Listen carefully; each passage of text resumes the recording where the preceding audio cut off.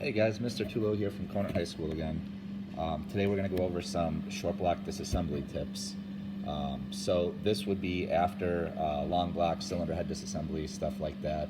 Obviously this is a V-block engine, but these go for inline engines like the Mitsus or boxer engines, whatever. It's all kind of the same.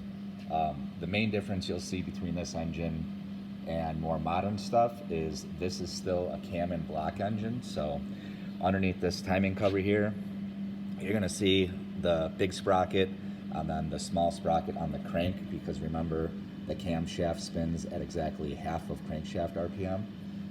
So these lifters, they're not, this one's sticking up, so they're not all that easy to grab. So they are steel, so the easiest way to do it is to grab a magnet. Okay, and you can see this is a hydraulic roller lifter, and if you're going to reuse them on an engine that actually runs, you want to make sure you keep them in order. So the next thing we're going to talk about is actually removing. So this is actual pulley on the harmonic balancer, and when you start to try to loosen bolts on the crankshaft line like this, you have to remember it's going to spin. It doesn't have resistance anymore because there's no cylinder heads on with compression, stuff like that. So if you don't have power tools and impact specifically, what you can do is just put 2 bolts in the crankshaft, and then you could kind of stick like a pry bar or a screwdriver between them. If you're working with a partner, you can have your partner hold this for you while you loosen the bolts. But impact wrenches, whether they're pneumatic or electric like this one, use a hammering motion to initiate the impact or the twisting force. So something like this will work fine for removing these bolts. These are just the pulley bolts, so these are a little bit easier. On a small block, the actual harmonic balancer bolt holds the pulley on too, so I gotta switch sockets here and remove that one, and then I'll show you guys a little bit about different types of pullers and how to actually pull the harmonic balancer. So this harmonic balancer is press fit, meaning that the actual crankshaft snout is about 2 to 3 thousandths bigger than the actual diameter of the bore of the harmonic balancer. So we need to actually, it was forced on when it was installed, and we have to force it off to remove it. Not all harmonic balancers are like this. You can see there's a Woodruff key in here that actually clocks it correctly. Some harmonic balancers just rely on that, like I believe the Mitsubishi ones are like that. Some harmonic balancers are 2 pieces. Sometimes there's this actual harmonic balancer assembly that bolts to a smaller hub that could or could not be press fit to the crankshaft. So there's multiple ways to remove something like this. We have pullers with jaws like this and this, but what you need to pay attention to here is this rubber ring. This is what's actually dampening the harmonics that the engine creates, so we don't want to damage this. So we want to make sure we pull from the center hub and not the outer hub. So we could use a steering wheel style puller like this. And what's going to happen here is I'm going to use the correct bolts for that pulley mounting flange, and we're going to insert a block, which is right here, for the puller to actually push off of. So this is going to sit on the snout of the crankshaft, and then the puller is going to push off of the crankshaft and pull this back. I'll set that up. I have my puller assembly set up here. These were 3/8 coarse bolts. The ones that came out of the pulley weren't really long enough to work with this puller setup, so I had to find some other ones, put a washer on them. You want to make sure you have probably around at least 6 full revolutions into the balancer with the bolts so you don't rip out the threads. And you want to also make sure it's sitting pretty straight. It doesn't have to be perfect, but you don't want to pull it crooked because you can damage the puller or just get it stuck. The other thing is these threads on the puller deal with all of the force of actually pulling this off, so you want to make sure they're well lubricated. The best lubrication to use is like a moly-based lubricant, but any sort of anti-seize will work, whether it's graphite or copper. It should work fine. And then you basically just set your socket up to tighten and give it a few blasts. If you just sit cranking on the trigger, you're going to make those threads really hot and damage it. So I like to do short bursts. And there we have it. So this thing has been off before, but that's what you're looking at on the back side of it. And you can see the only clean part here is where it rides on this seal. So this seal is what stops the oil coming out of the engine. Another tip is, you can see I still have my oil pan on here. Now you're going to be tempted to rotate the motor and flip it over to get the oil pan off. But you got to remember, all of the dirt and grime over the years have settled to the bottom of this oil pan. And even though I drain the oil, I still like to remove the oil pan with the engine sitting regular like this, where the pistons are facing up. And then you take the oil pan off, because if you flip it, all of that dirt and grime and all that stuff is going to get into the rotating assembly. It's going to make more work for you in the end, and you're going to make your engine dirtier. So this is just a quick tip to get things clean. So I have the oil pan off, and like I said, you can see all of the sludge and sediment that's settled to the bottom of this pan. I did drain the oil before I removed this engine from the vehicle, but you can still see there's a decent amount of oil left in it. So that's, again, do that so it'll save you time in the long run. When you get the rotating assembly apart, it won't be as dirty, and you won't put all that sludge back into the vital parts of the engine. For front covers, and this, again, this is a pretty simple cam and block engine, but sometimes these covers are pretty elaborate and they're made out of aluminum. So the gaskets may be stuck and you may have to pry with a pry bar or a screwdriver lightly. If it doesn't move easily, you probably are missing a bolt somewhere. This is something I've seen over and over again over the years with students, where instead of stopping and thinking about what they're doing when something doesn't go right, they just force it, get a bigger pry bar, get a hammer, whatever, and you end up breaking parts because one bolt was still holding it in. So if I wiggle this out, there's a couple guide pins, but it comes right off. And if you look, it says replace assembly upon removal. So this is junk now. I'm just going to throw this right in the garbage. Chevy does that because the gasket's integrated into there. It's not a replaceable gasket. So now we can see my timing chain setup. There's the sprocket on the crankshaft behind here. You can see this timing chain is really loose. This definitely needs to be replaced.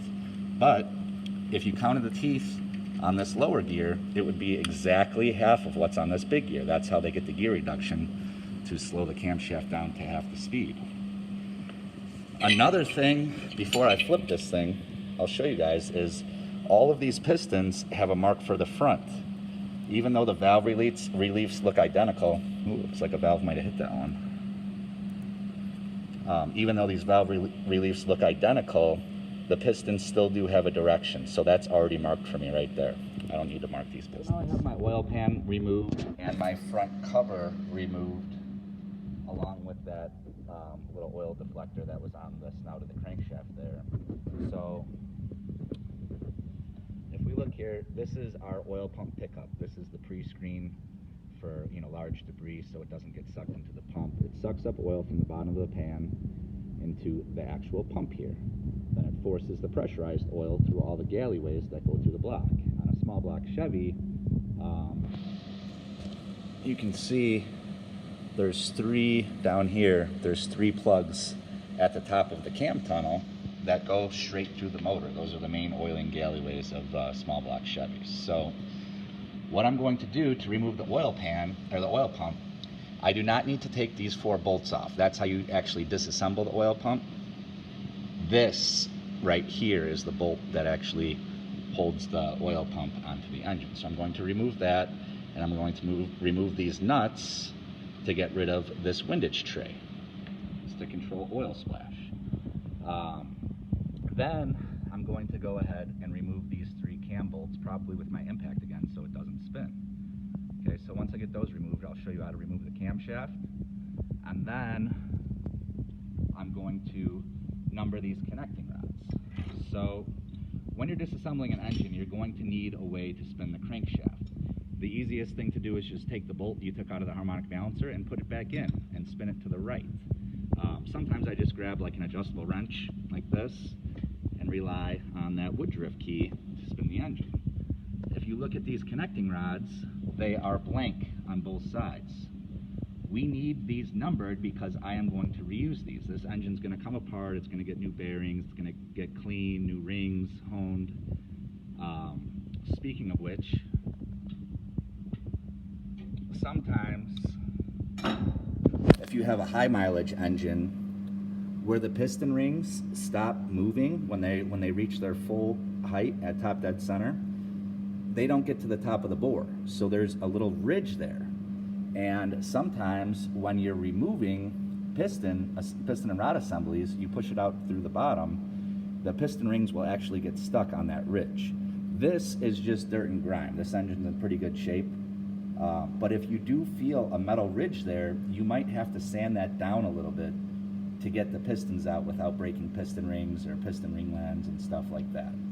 For this engine, it won't be necessary, but I might just clean that up with a little bit of Scotch-Brite to make it easier on me. So, numbering the rods, what you need to remember here, in a V-block like this for Chevy and Dodge, they number the cylinders. The furthest cylinder forward is always number 1. So if you look at the rods, they're offset. 2 cylinders share an actual rod journal. So the one that's furthest forward would be this one. So this is my number 1 cylinder, which makes this bank, all of these cylinders here, odds, and these are even. So it'll go 2, 4, 6, 8, and then 1, 3, 5, 7 on this side. And what I'm gonna do is, you could use like a diamond tipped type engraver, or you can use stamps like this. I have number stamps. I prefer these because my handwriting is terrible. With a pen, so an engraver, it's even worse. And what I'm going to do is I'm just going to stamp a little 1 here and a 1 here. And then I'll go to number 2 and 2 and 2. I always like to put it on the outside, the skirt side of the block, because that helps me get the orientation correct when I reassemble it as well, because these pistons and rods are directional. So as you can see here, I have my rods all numbered. You see my handwriting doesn't matter, just 1 solid hit with a hammer. You don't want to do it more than once because then it starts to kind of shadow it, but you line it up really good and give it 1 good whack, and you can number your rods and pistons. Normally small block Chevys are numbered from the factory, and these were but very faint. But I did the main caps too, just in case I can't read them after I clean this up. The rod caps and mains are extremely important to be put back where they were because they were machined with those caps. If you flip them or mix them up, you're going to end up with an engine that probably won't even spin. As far as putting back together a used engine, it's just really important to keep things in order in general, because throughout the life of this engine, everything's kind of worn into, you know, its specific home, its specific patterns with whatever it was mated with. So lifters and push rods and rockers, if I'm reusing that stuff, I like to keep all of it in order. For camshaft removal, I already loosened the thrust plate bolts. So this plate right here is, first of all, what the back of the gear, the big sprocket, rides on, and it also keeps that cam in place. So if I remove this plate,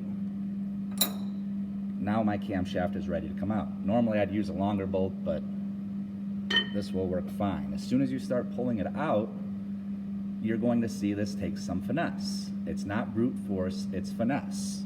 What you want to do is kind of spin it and just gently wiggle. Okay, you got to get the lobes up over each bearing surface for the cam bearings, and you don't want to dent up those bearings. So I'm being very, very gentle, and see, I'm not grabbing it from the end here because I got a lot of leverage. I'm going right up against the engine block and just spin it and gently pull. I think I'm on the last set here, yep. There's my distributor gear. and the last bearing. Okay, so here is my V8 camshaft.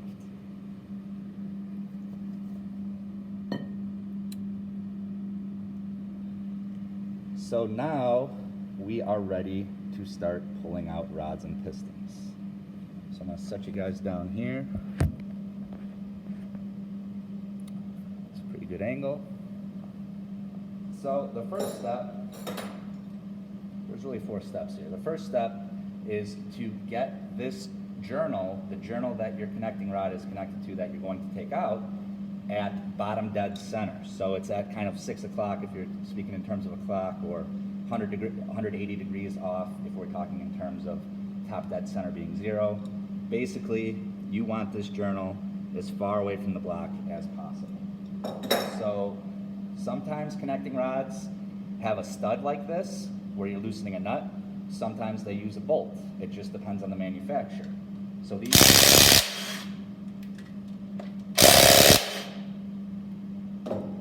are nuts, and this cap came off pretty easy.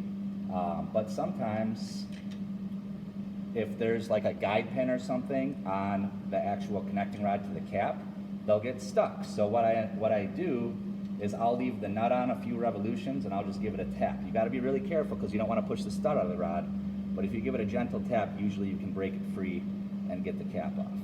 But again, this came off pretty easy, so it's not a worry. So, oh, bearing stuck. So I got a bearing on it, that's okay. It was stuck on the cap before. So first, we put the crankshaft at top dead center, then we loosen our nuts or bolts, then we break the cap loose, and then we can push it out. The fourth step is to push it out. Now, I'm going to use a piece of wood, because I got a wood shop right next door to me, but it's really important you don't take like a sharp screwdriver like this and start stabbing around in there. You can scratch the bores, you can damage the pistons. I don't like using metal tools for this. Find a wooden dowel or something plastic, something soft where if you hit vital engine parts, it's not going to do damage. Okay, so you want to be careful of these studs dragging on the crank like that, but without too much pressure, you should be able to just tap these out.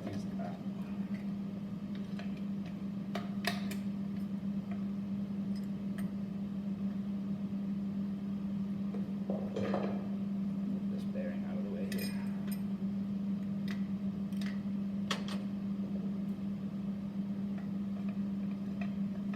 And this is one of those situations where if it doesn't go easy, stop what you're doing. Ask your instructor for help. You know, maybe you have a ridge you missed or something like that.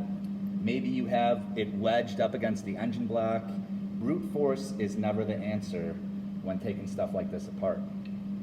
I can see this oil ring is seized up, but these pistons are not in too bad a shape.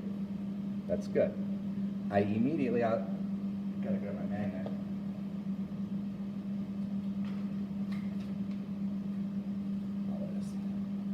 Because I dropped one of the nuts, but I like to take care of that immediately, because what I do is I'll put the nuts and bolts from each rod, and I even put the nuts on the right way. You can see one side is shiny.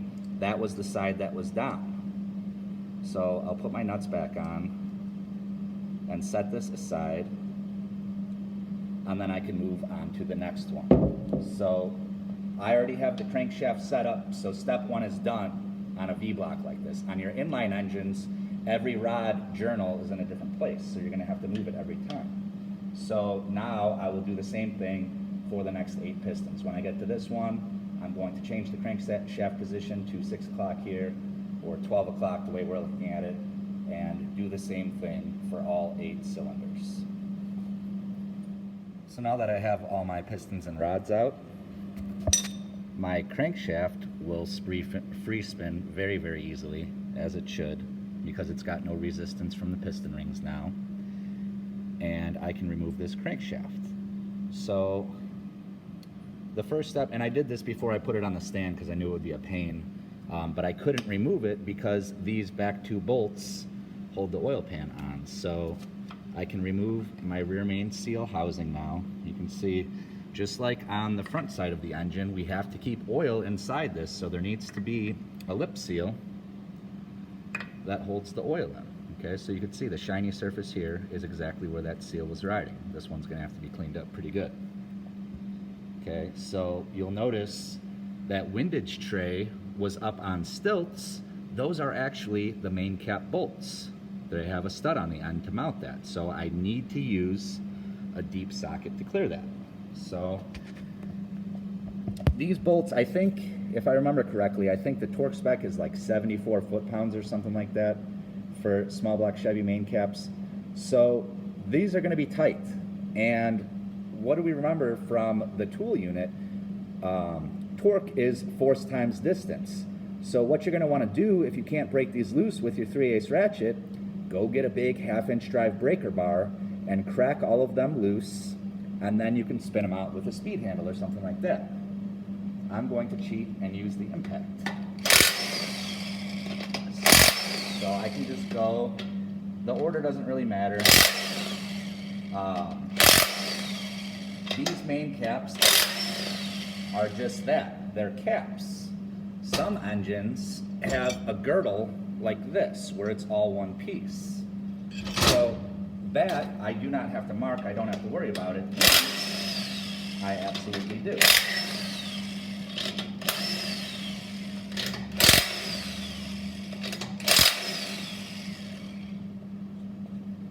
All right, so on this engine, all of these will come out pretty easily, but I like to use the bolts for leverage. I'll leave the bolts in it slightly and I'll wiggle it back and forth because there is a little step there that the main caps sit down on. So I'll wiggle it that way and then pull it that way, and that's how I can get these up.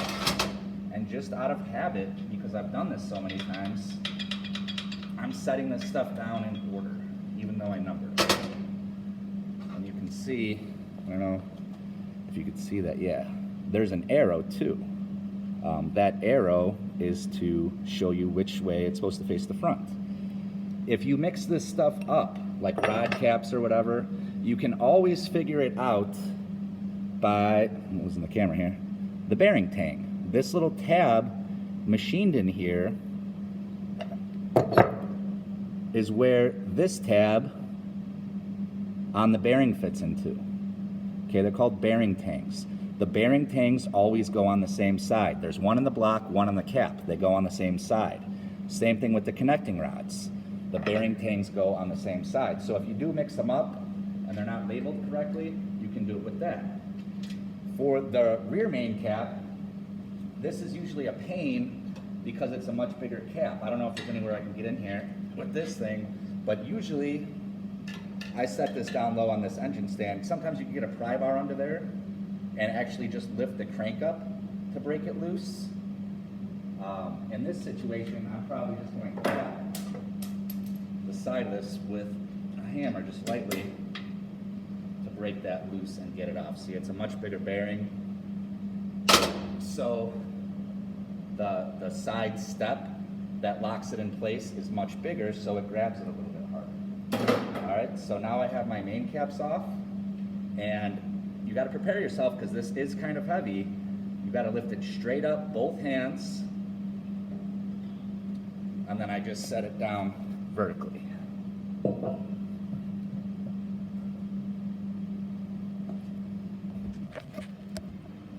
So that is it. Now we have a bare V8 small block Chevy here. Over the next few days, I'm going to scrape the gaskets, put this in the parts washer, clean up all of the parts. Whatever I'm going to reuse, I'm going to put in plastic bags so they stay nice and clean and dry. And then this block will get rebuilt in a future video.